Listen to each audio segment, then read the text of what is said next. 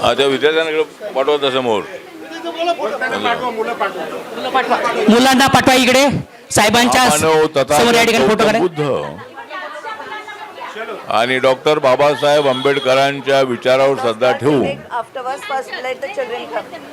कर्नाटक मधून पुणे शहरामध्ये आलेले हे चलवादी कुटुंब हे जरी कन्नड भाषिक असलं तरी त्यांची मराठी अत्यंत चांगली आहे. त्यांचे वडील या ठिकाणी कॉन्ट्रॅक्टर म्हणून काम करायचे आणि जवळजवळ 3000 लोकांना त्यांनी रोजगार दिला होता. आता या ठिकाणी आपले हुलगे चलवादी हे आपल्या वडिलांचं नाव काय? त्यांच्या वडिलांचं नाव मरियप्पा. म्हणजे आम्ही त्या काळामध्ये बरेच मारायचो गप्पा, कारण आमच्या पाठीमाग होते मरियप्पा. तर आंबेडकरी मुवमेंट बद्दल अत्यंत श्रद्धा ठेवणारे असे त्यांचे वडील होते आणि त्यांच्या पावलावर पाऊल ठेवून हुलगे चलवादी यांनी 3000 विद्यार्थ्यांना शिक्षण देण्याचं ठरवलं. चला चला मुलांनो, चला चला मुलांनो, चला चला आला फोटो, चला चला लवकर सर्वांनी. सर्व मुलांना आतमध्ये घ्या, केबिन मध्ये घ्या. चला मुलांचं काम झालं. चला नंतर त्यांचं काय करा त्यांचं. चला लवकर साहेबांना वेळ नाहीये. चला. तर आज या ठिकाणी इंटरनॅशनल स्कूल ला भेट देण्याची संधी मिळाली. चलवादी शिक्षण संस्था Pune international school and college हे या भागामध्ये आहे. या भागातल्या अनेक विद्यार्थ्यांना शिक्षण देण्याचं काम या ठिकाणी होत आहे. आणि चलवादी जे आपण यांना द्या शिक्षण, चलवादी आपण या मुलांना द्या शिक्षण आणि नंतर मी करतो त्यांचं रक्षण. शिक्षण आणि रक्षण, फक्त शिक्षण घेऊन चालणार नाही आहे, तर रक्षणाची आवश्यकता आहे. कधी काय युद्ध होईल काय सांगता येत नाही आहे आणि त्याच्यातून आपलं रक्षण करण्याची जबाबदारी आमच्या सर्वांवर आहे. मी रिपब्लिकन पार्टी ऑफ इंडियाचा मी लीडर आहे. बाबासाहेब आंबेडकर नसते तर कदाचित मला दिल्लीला जाता आलं नसतं. मरियप्पा नसते तर कदाचित हुलगे चलवादी एवढी मोठी शिक्षण संस्था चालू शकत नव्हते. त्यांच्या वडिलांचा त्यांना आशीर्वाद होता, बाबासाहेब आंबेडकर तथागतांचा त्यांना आशीर्वाद होता आणि 3000 विद्यार्थ्यांना इंग्लिश मीडियममध्ये, इंग्लिश मीडियम आहे का? CBSE board. तर हे शिक्षण जे आहे ते शिक्षण फार महत्त्वाचं आहे. बाबासाहेब आंबेडकरांना शाळेत बसता येत नव्हतं. साताऱ्याच्या शाळेमध्ये बाबासाहेबांना शाळेच्या आतमध्ये एंट्री नव्हती. एवढी अनटचॅबिलिटी त्या काळामध्ये होती, अस्पृश्यता होती. पण शाळेच्या बाहेर बसून बाबासाहेब शिकले आणि या देशाच्या संविधानाचे शिल्पकार म्हणून त्यांचं नाव जगामध्ये आहे. Indian democracy is the best democracy in the world असं म्हणतात. त्याचं कारण हेच आहे की बाबासाहेब आंबेडकरांनी हे संविधान लिहिलेलं आहे आणि या संविधानाला मानणारे जगामध्ये असंख्य लोक आहेत. आणि म्हणून आज या ठिकाणी म्हणजे मी तर माझ्या जिंदगीमध्ये कामगिरी केलेली आहे तगडी.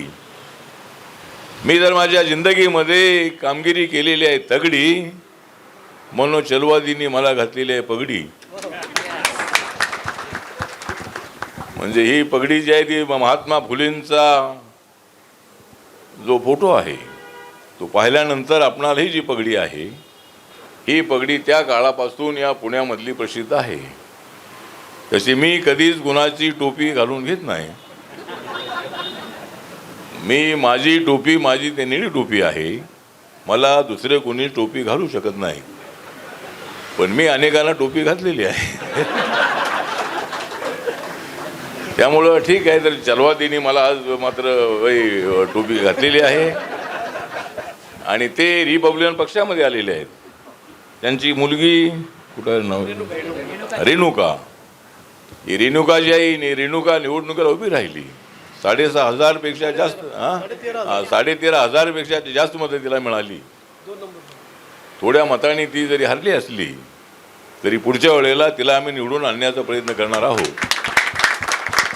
आणि हुलगे चलवादी हे तशी बिदर जिल्हा गुलबर्गा जिल्ह्याचे आहेत. गुलबर्गा जिल्ह्यामध्ये मी अनेक वेळेला गेलेलो आहे. दलित पॅंथरच्या मुवमेंटमध्ये आपल्या अनेक शाखा बिदरमध्ये बसवकर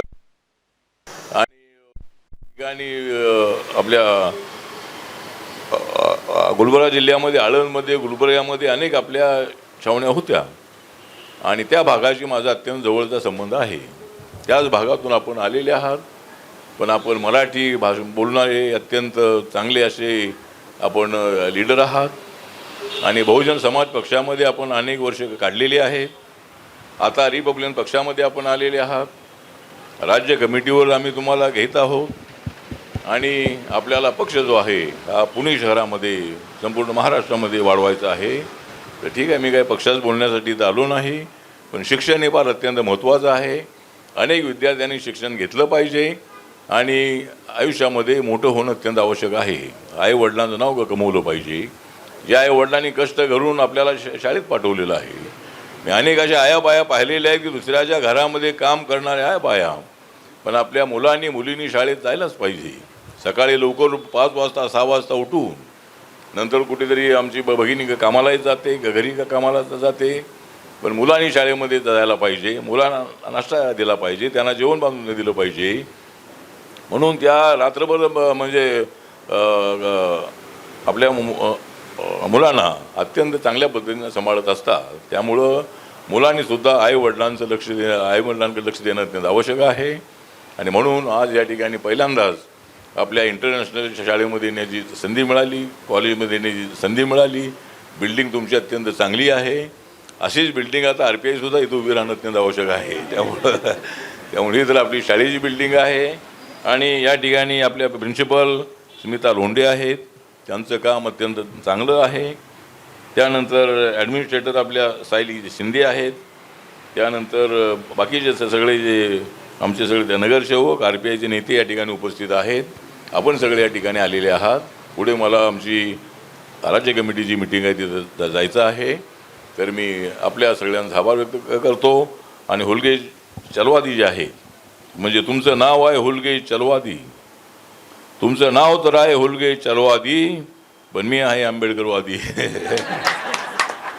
त्यामुळं ठीक आहे, तर तुमचं आणि आपण सुद्धा आंबेडकरवादी आहात, म्हणजे तुमचं नाव आहे चलवादी, तुम्ही सुद्धा आहात आंबेडकरवादी. त्यामुळं आपल्याबद्दल आम्हाला आदर आहे आणि आपण सगळ्यांनी मिळून आपण पुढं जाऊया, बाबासाहेबांचं स्वप्न साकार करूया. त्यासाठी नक्की मी आपल्यासोबत आहे एवढंच सांगतो. नमो बुद्धाय. जय भीम, जय भारत, जय महाराष्ट्र. धन्यवाद साहेब. यानंतर